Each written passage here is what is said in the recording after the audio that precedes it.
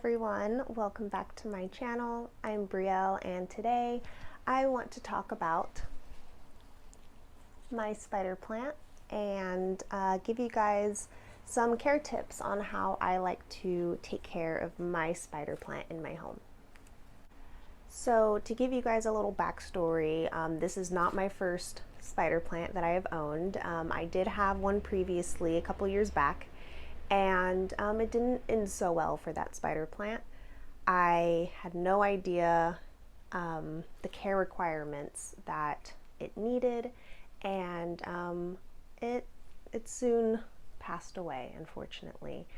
I believe now my mistakes with my first spider plant was overwatering and giving too much direct sunlight, things like that. And no wonder it didn't last very long. So fast forward, I completely just ignored getting a spider plant because I felt so defeated. And once I started to get my knowledge together about plants and owning a lot of plants and taking care of them, and I noticed, I was keeping them alive, I decided to give another shot at the spider plant. And I found this one at a grocery store, the tiniest little thing, and I'll see if I can insert a picture for you so you can see what it looked like. But yeah, this is what it looks like now. I can't remember when I got it. It was sometime last year, maybe back in February, I'm gonna guess. But yeah, this is her today. She's thriving and loving me. And I am so happy for that. And really, it is an easy plant. I've gotten a lot of questions about spider plants and how they're very common, and they're always said to be very beginner friendly, but it seems like a lot of people are having trouble with their spider plants at home. So hopefully this video helps you guys, and hopefully I can give you guys some good tips for the spider plant, and let's get into it. So I'm going to start off with lighting. The lighting that I like to give my spider plant is in my eastern facing window. It gets a lot of morning sun and even some direct for a couple of hours, and it doesn't seem to be too harsh for my spider plant. Yeah, like I said, my common mistake beforehand with my first spider plant was a lot of direct sun, and it was a lot of afternoon sun, and they don't want that. It will completely wilt the leaves and dry the soil out very fast. And yeah, let's try to keep it maybe eastern light, maybe even if it's in a spot where it's getting a lot of bright indirect light, that could work too. Stay away from harsh light. They're not going to like that. Watering. This one is very easy. I don't find myself watering it very often. I'd say during the summer months, I let the soil dry out completely. And you can tell the color will start to look very muted and it won't look very happy. So to avoid root rot, I let the soil dry out completely before I go and water again. During the winter months, I noticed that I also don't need to water as much. I can leave it there for at least 2 to 3 weeks before I go in and water again, because I want the soil to still dry out completely before watering. Number one rule with this one, I believe, is just let it dry out. You can check it, every week I go in and check it with my moisture meter to see if it does need water, and if it doesn't say dry on my moisture meter, I don't water it. With my spider plant, I don't have to use purified water. I can just use regular tap water. That's fine. It doesn't seem to harm the plant at all, like some of my other finicky plants. They need purified water.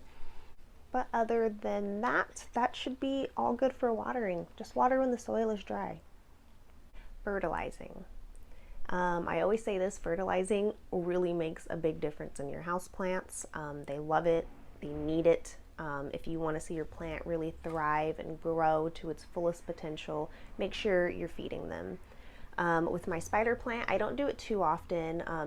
During the growing season, I'll probably use fish emulsion, and I'll do that every 2 weeks. And then in the winter, like so far, I haven't fertilized it at all this past winter. And that's usually when I kind of cut back, especially if I see the growing, the new growth kind of slowing down there.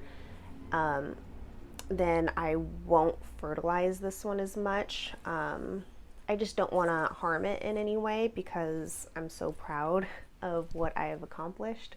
But yeah, if I see, you know, the colors once again are muted and it's looking a little sad, then I'll go in with my fish emulsion and water, and then I'll go and water. And usually that helps her bounce back.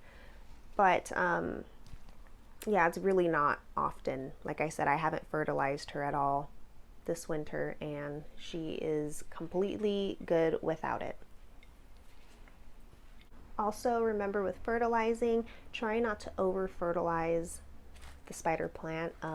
It will show in its leaves. It will have a lot of brown edges. I have a little brown edge. It's not too bad, but it will start to burn the leaves, and it will also burn the root system. So just keep an eye out on how much you're fertilizing your plant, and if you do see that the edges are starting to turn brown, it is probably a sign of over fertilizing.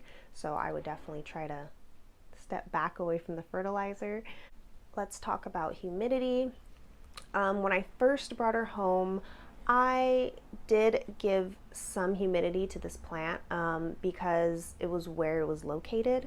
I had her right next to my monstera at one point, and my monstera loves humidity, and so this plant would get some of the humidity from my humidifier, and it didn't seem to complain at all. I actually got some blooms out of her, and that was completely lovely.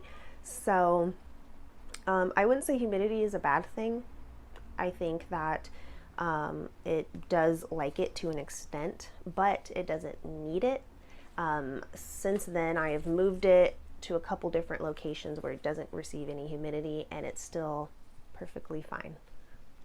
We can talk about propagation in this video.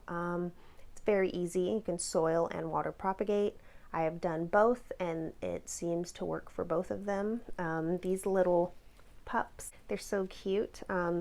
There's little nodes on each one, so you can cut each little bundle off and you can stick it in water till it roots, or you can place it into soil and keep the soil moist so the roots can grow and establish in the pot, and you'll have a whole new little baby spider plant. I haven't done this to mine because I would like mine to kind of get a little more fuller before I decide to start cutting back, but I already know these would be beautiful little gifts to give to friends and family, and they're just so adorable little baby spider plants. And repotting. Let's go over repotting really quick. This one I've repotted, I want to say 3 times since I've had it, and it's usually the classic signs of repotting, the roots coming out of the drainage hole or at the top of the pot, and that's when I'll repot the plant. During the winter, I try not to repot, but if it really needs it and the roots are just going crazy at the bottom and top, then I will transfer it into a bigger pot. But if it is not doing that, don't move it. Let it stay in its pot until it gets root bound, and then you can transfer it over to a bigger pot. So those are really all my tips. I know it's very short. There's really not much to it. I think with my first time around, I did overthink it, and that could be the case with a lot of you guys that have asked me about spider plant care. Is just overthinking. It doesn't need a lot of water. It doesn't need a lot of light, and that's really about it. Some fertilizer every now and then, and it's really gonna be okay. So I'd say just keep an eye on it, give it a try again with your spider plants. I'm so happy I tried again, and yeah, let me know if you do try these. Tag me in your photos on Instagram. I would love to see your spider plant progress. If you did like this video, make sure you like and make sure to subscribe to my page. That would be awesome as well. I'll see you guys next time.